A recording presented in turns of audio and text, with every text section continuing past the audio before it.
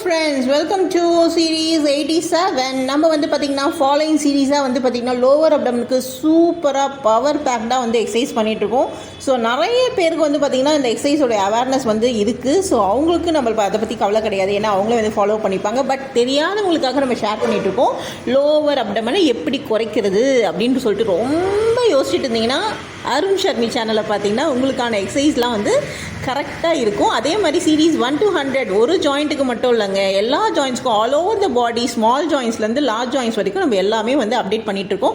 So கண்டிப்பாக உங்களுக்கு யூஸ்ஃபுல்லாக இருக்கும் இந்த சீரீஸ் 1 to 100. கண்டிப்பாக பெரியவங்கலேருந்து சின்னவங்க வரைக்கும் எல்லாருக்குமே யூஸ்ஃபுல்லாக இருக்குங்க. ஏன்னா யாருக்கு தான் வந்து எக்ஸசைஸ் பண்ணி நம்ம கரெக்டாக வச்சுக்கணும்னு தோணாது.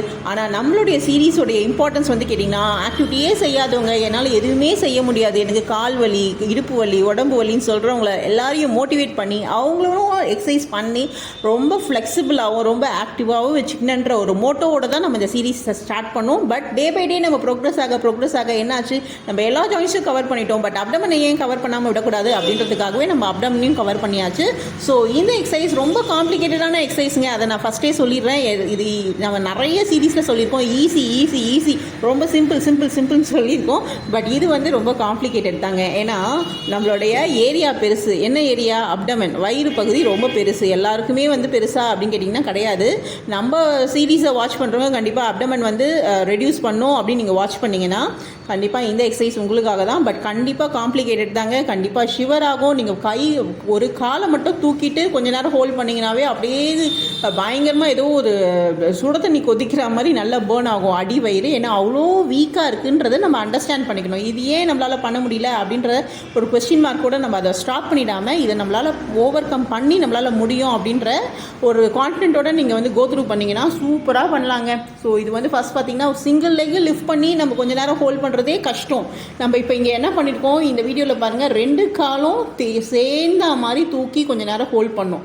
நீயை வந்து ஸ்ட்ரெயிட்டாக வைக்கணும். இவங்க லைட்டாக பெண்ட் பண்ணியிருக்காங்க. எங்களுக்கு ஆல்ரெடி நம்ம சொல்லியிருக்கோம், நீ சர்ஜரி பண்ணியிருக்காங்க, அதனால் கொஞ்சம் இம்ப்ராப்பராக தான் பண்ணுவாங்கன்னு சொல்லிட்டு. பட் நம்ம வந்து பார்த்திங்கன்னா கரெக்டாக பண்ணணும் அப்படின்னு நினச்சிங்கன்னா நீயை வந்து மடக்காமல் ஸ்ட்ரைட்டாக வச்சுக்கோங்க.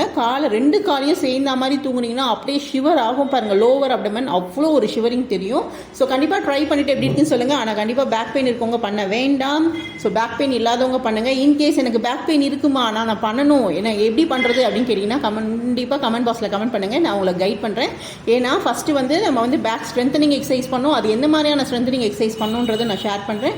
அதுக்கப்புறம் ஃபாலோ அப்ஸ், அப்டமன் ரெடியூஸ் பண்ணுறதுக்கு என்ன மாதிரியான ஒரு ஆக்டிவிட்டி பண்ணலாம் பண்ணிவிட்டு லாஸ்ட்டாக வந்து ஃபைனல் டச் கோர்ஸ் ஸ்ட்ரென்த்தனிங். இதுதான் ஃபார்முலா.